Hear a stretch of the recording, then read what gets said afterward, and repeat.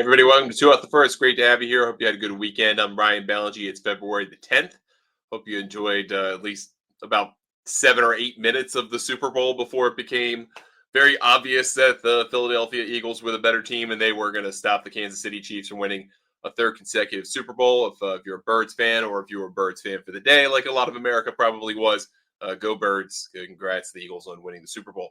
We had a really good lead in terms of performance, maybe not necessarily how close it was at the end, but it was a really great performance on Sunday at the Phoenix Open by Tom Detry to win. We're going to talk about his victory.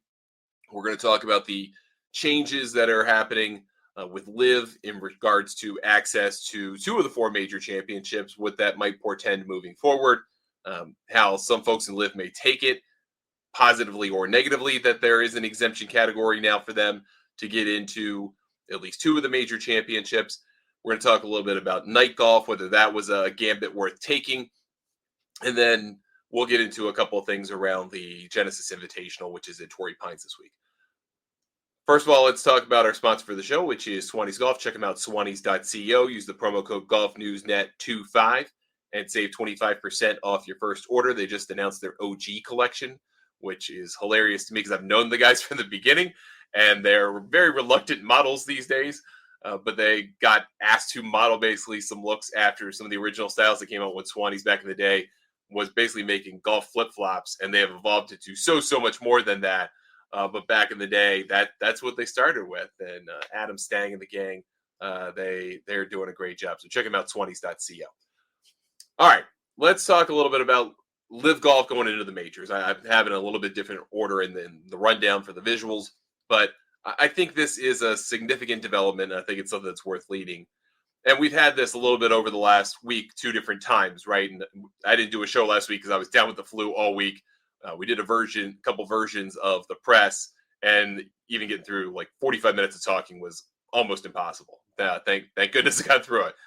So wanted to kind of bring that back and then couple that with the announcement from the RNA today about their version of a LIV Golf exemption into the Open this year at Royal Portrush, where they're going to give a spot to a player in the top 5 in the LIV Golf standings at their cutoff date, and that's for a player who isn't already exempt into the field. So it's one person out of the top 5 if they're not already exempt.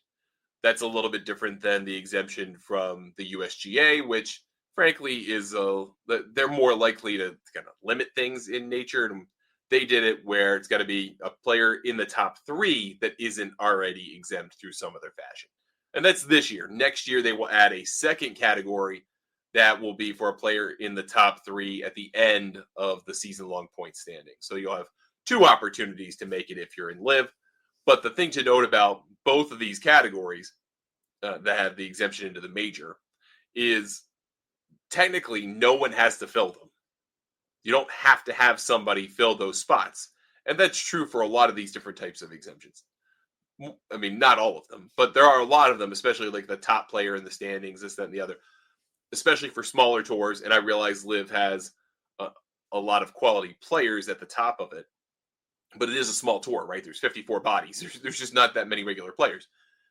And if you look at the exemptions that the RNA gives, and they have the most exemptions by far of any of the major championships. It's not even close. They have so many different carve-outs and categories, and that's with the idea of trying to have a truly global championship. And so they have exemptions for the Asian Tour and the Japan Tour and the Korean Tour and the Sunshine Tour. And they do those things with the intent of trying to reward the best players on those circuits with an opportunity to play in a major championship. And they're doing that here by recognizing, hey, this is a small league. And frankly, there aren't that many players deep, I guess, that are worth getting a major exemption. So what we're going to do is we're going to create an opportunity for a player in the top 5 that had a good year, that maybe hasn't already won a major, doesn't have a longer term exemption in mind for any major championship. We're going to give them a shot at it. And I think that makes sense. I'm fine with it. I really don't care. It's okay. LIV isn't getting OWGR points. They don't seem to have any intention of trying to strike the team system so that they can get OWGR points. We've said this for a long time now, that if the majors deem it necessary to have LIV Golf represented in some fashion on their own, they'll figure out how to do it. And they have. They use the point system that LIV has to determine their best players based on performance, and they're going to pull off of that. Now, there are people who are upset in the LIV camp that they figured that the top 3 or the top 5 in full would be exempt, or that the 3 best available or the 5 best available would be exempt instead of having to be in a certain threshold and then also not be exempt to get that spot. And I think I understand where their gripe is coming from, right? But the reality is this is a wading into the water for both of these organizations, for the USGA and the R&A, to say, hey, look, okay, this thing's not getting resolved. It doesn't sound like whatever's coming down the pipe between the Saudis and the PGA Tour and the DP World Tour is going to immediately eliminate LIV, might change it, might become a different thing, whatever that is. I don't know, but it doesn't sound like it's going away anytime soon. At least a couple of years worth of LIV continuing around in this fashion. So let's just give them a spot. And in the case of the USGA, that spot would have gone to Joaquin Niemann last year, which he wasn't in the US Open last year. So that's fine. I think that works. You would have had Niemann again in the Open Championship, although you could have Dean Burmester, I suppose, if everything kind of worked out in the alternate universe where Niemann got into the US Open, played well enough, maybe he gets in on his own. So I think this is fine. This kind of ends that griping, that ends that whining about we don't have access to the majors. The PGA of America doesn't have a whole lot of invitation criteria. I mean, they have a points list that they go off of. It's their own points list. They basically try to invite players they think are in the top 100 in the world. And they use the official World Golf Ranking for the vast majority of that, and then they cherry pick who they need to add. And they did that by inviting Sergio Garcia to compete in this year's PGA Championship.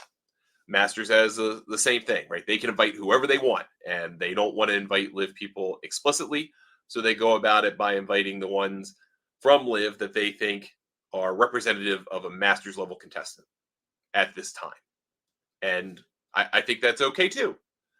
We're not talking unearthing tearing everything apart, doging stuff. We're not talking about that. We're talking about just minor changes, see how it works, maybe entertain future ones, and go from there. And for the R&A, they said, hey, we won't give you additional spots beyond that one, but we will have an international series event, an Asian tour event that LIV players are going to play right around a LIV event. We're going to give you 3 spots through the Open Qualifying Series. So, yeah, we're not going to give you more than one directly based on the points list, but if LIV Golf players do as well in the international series as you would probably anticipate or hope if you're LIV, then you're going to get some extra spots in there as well. So I think that is kind of the way of placating LIV enough to go, yeah, we're not going to give you a whole ton of spots, but we'll give you one guaranteed, it's not even really guaranteed, but we'll give you one exemption category so you can say you have that. And then we'll give you effectively 3 spots if you can take them. But you should be able to take them. So I think that works out. I think we can be done with all of that. And now we don't have to worry about this anymore. There's not going to be a world where all of a sudden the top 3, top 5, top 8, as some of the LIV players have said, is going to get exemptions into the major championships. And I don't foresee that changing anytime soon, especially as contracts start to end, major exemptions start to end. Then maybe there's a reassessment of that. Some of the players are going to lose stuff starting in 26 and 27, which is kind of crazy to think about. That LIV's probably going to be around that long. I mean, they're already thinking about 26, right? I mean, every major golf organization is already thinking about 26 or 27. So even if all of the outreach from Jay Monahan and from Adam Scott and Tiger Woods playing golf with Donald Trump over the weekend, even if all of that expedites things and leads to a deal between that the DOJ, the Department of Justice in the United States, can approve between those 3 bodies, that doesn't mean it's going to be put into place any sooner than 26, most likely 27. If it drags on past June, it's 27. So we've got some time where this is going to come into play. And whatever that looks like, we'll see, I guess. But there's so much to be decided. I've talked to some people on both sides of this, the PGA Tour side, the LIV side. that even once the agreement, the core principle of what the investment looks like is agreed to, then you got to figure out board, and you'll probably figure out board seats then you've got to figure out so many other things that probably is going to take a long time. It's going to take a while, and they're going to get they got the money. I think they've got that figured out. Everything else, I'm not so certain that that's all figured out. One other quick note I wanted to mention: the LIV Golf ratings for Friday Thursday, their first day, were hideous. I mean, 12,000 people on average on Fox Sports 2, FS2 as you would know it, to watch the night golf presentation. And I have nothing against night. I thought the night golf thing was pretty cool. I enjoy playing night golf. I thought it was a cool risk worth taking. However, the problem with night golf is it looks really vast and empty at night. I mean, it looks vast and empty during the day. It almost seems worse at night. You're like, you did all this special stuff. You lit up the course so no one came. Like that, not good. And I think that the LIV folks would, and I've heard them before, readily acknowledge behind the scenes. This is a kind of a box checker event. We have to have one in Saudi Arabia. We have one. Did something a little bit different.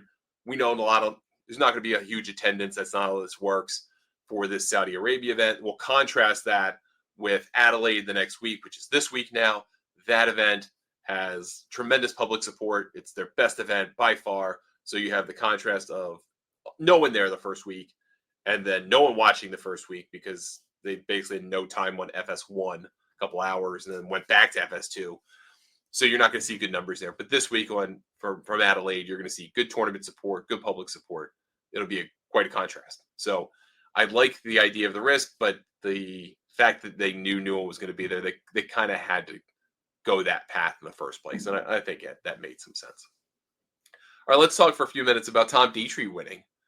He won his first PGA Tour event, became the first Belgian-born player to win on the PGA Tour, and he did it in super impressive fashion at TPC Scottsdale, which I thought had a very different feel to it this year. I mean, obviously, I've never been in person. It's one of those places I would love to go see in person someday, but from having watched it probably better part 25 years of my life on TV in some fashion, watch it evolve, watch it grow, watch it become what it is, this year felt very different. And I put that question out there to folks in Arizona, especially who follow me on X or Twitter. And a number of them said that the buzz just isn't the same this year. And I don't know if that's because of the crackdown that came last year and that kind of destroyed the myth of what the tournament is and what it should be, or just, hey, we need to kind of take a year off, or maybe that the Super Bowl wasn't in town. I don't know. Could have been a lot of things. So I don't want to just say, hey, the tournament's washed now. That's not the case. It's still a tremendous public support. The hole-in-one from Emiliano Grillo was a really cool moment.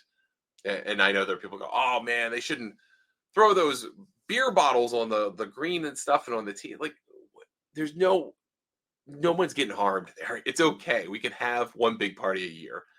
And I think it got too far.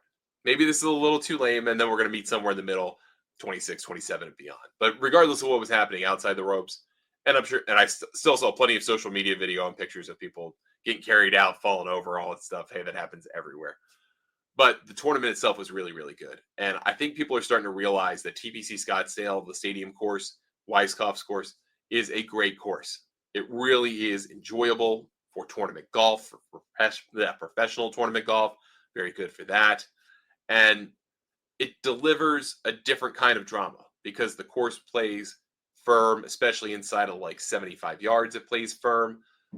The hole locations can be quite difficult. You can tuck them in places where it's not unfair. They're just hard to get to. And playing out of the rough is just long enough to penalize you, but not long enough to prevent you from making silly decisions and trying to go for shots that maybe shouldn't go for.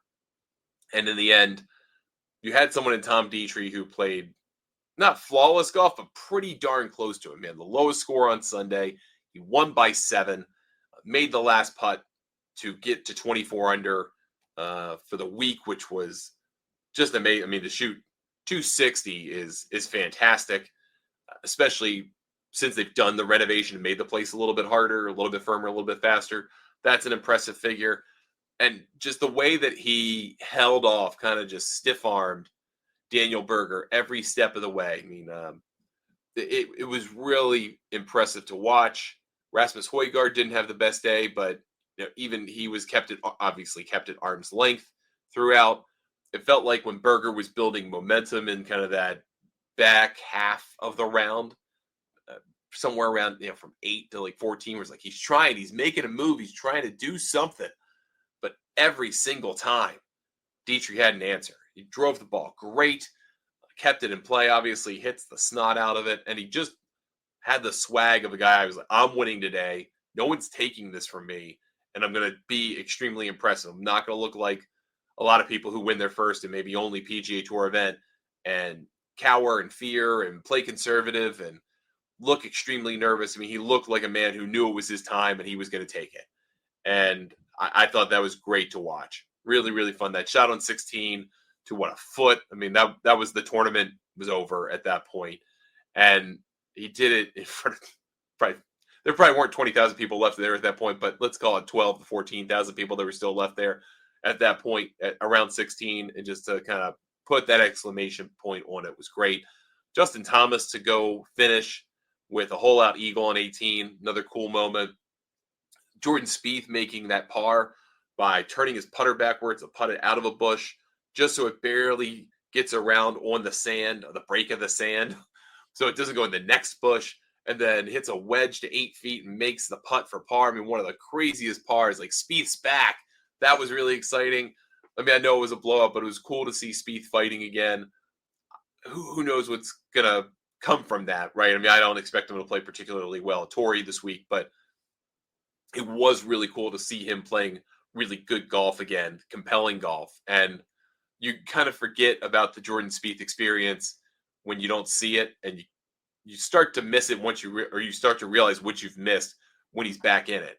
And it's exciting to watch him play. And I think it is the audacity to believe that he gets in spots like he did behind the bush, where he's talking to the rules official and goes, well, I can't take an unplayable. I still have no shot. I can't do this. I can't do that. All right, screw it. I'm going to putt it backwards lefty and somehow get it out to play and make par. Just that kind of attitude is really, really fun to watch. And I'm glad he's back in the mix. I think that's a good thing. So he's back in the mix. He'll be, as we spin forward, at Torrey Pines for the Genesis Invitational. Unfortunately, Tiger's not going to be there. He's not going to be there, at least in a playing capacity. So he released a statement today saying that he would not be able to play in the tournament because he's still mourning the loss of his mother, Coltita, who died last week, about a week ago.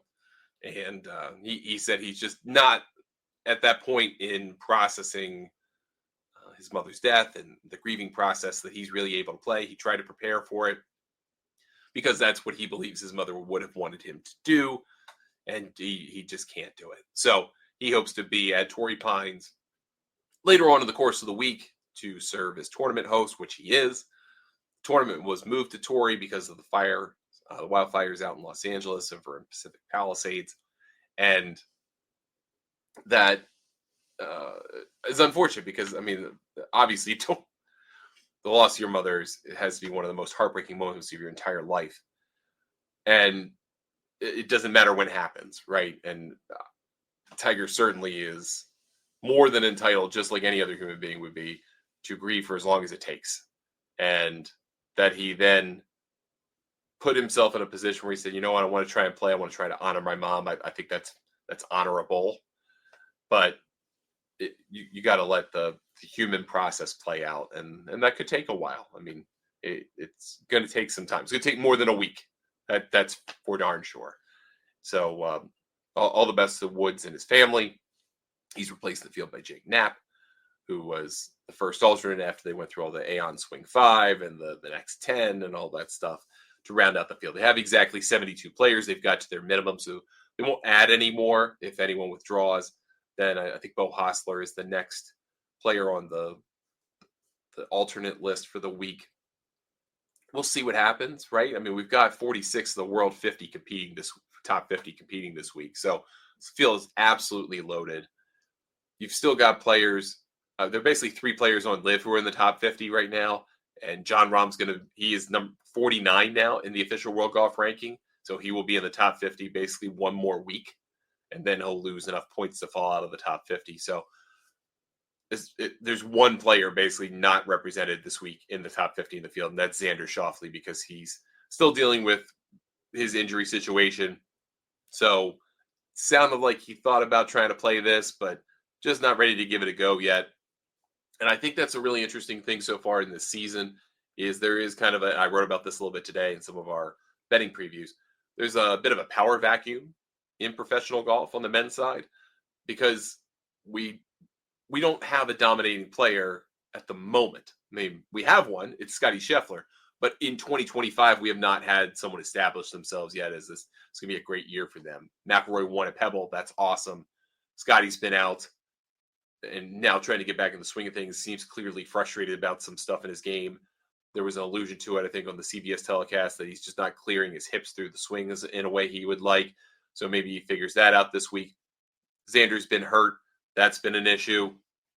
And so we're still trying to kind of get a flavor for where we are in golf in 2025. And this is normal, right? You normally kind of have a hodgepodge. We had one last year up until right around this point, and then things started to really take shape for the year.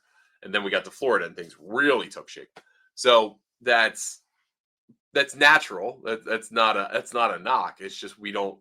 Maybe this week gets us closer to kind of figuring out some of the arc of at least the early portion of the year, the last part of the West Coast swing. Then they go to Mexico for the Mexico Open at Vedanta, and then they're going to go to the Florida swing, and then before you know it, we're not that far away from the Masters. We're less than 2 months. It's inside 2 months of the Masters, which is crazy to think about. So we've got that to look forward to. Just a couple things before we close out here today on the show. Thank you for watching or listening. I appreciate it. Yelimi No won her first event on the LPGA yesterday. She won the Founders Cup at Bradenton Country Club, won by 4. She beat Jin Young Ko. Jin Young Ko has been playing incredible golf the last couple of tournaments to start the year on the LPGA. Just big, long stretch of bogey-free golf. Her record is something like, I think it's 114 or 115 holes bogey-free consecutively on the LPGA. And it just, I don't care who you are. I don't care what distance you're playing from. To go that many holes in a row and to do it multiple times in your career. I mean, she has multiple streaks over 70 holes without a bogey. Just think about that level of consistency and imagine how short of a golf course you would have to play to be able to do that once, just once, to not bogey. And that, I think, helps put into perspective just how good Jin Young Ko is, or anyone in the LPGA is. It's extremely difficult, and they are extremely good at keeping the ball in play, hitting to the proper targets, not making goofy mistakes, and that's how you win tournaments. That's how the best in the world do it. And yeah, you get great competition. I don't care where you are, PGA Tour, DP World Tour, LIV, whatever. You've got to hit shots at certain points, but there's a reason why Jin Young Ko has been around the top 5 in the world for the better part of the last 5 years, because she does stuff like that. And it's just extremely impressive to watch. Really, really cool to watch. So congrats to her on a great week, even though she came up short against Yelimi No. And congrats to her on the win. DP World Tour, Hao Tong Lee, one of the just most emotionally volatile players there is, won for the 4th time in his career, made I'll call it a 17-footer on the final hole for birdie to wind up winning the Qatar Masters. So he's back in the picture. I mean, just a guy that kind of floats in and out, highs and lows kind of guy, highest of highs, definitely lowest of lows, but golf's a little bit more interesting when he's around. So congrats to him on the win as well. That's going to do it for us today on the show. Tomorrow we will be back with another one, now that not dealing with the flu, not dealing with some other stuff. So we'll be back to do a show each day, available here on our social platforms, on Golf News Net TV, as well as an audio-only podcast on a different YouTube channel called Golf News Net Radio that we use for just audio podcasts, as well as on the podcasting service of your choice. Thanks for watching. Appreciate it. We'll be back with another one tomorrow. I'm Ryan Balaji. We'll see you next time on 2 of the First.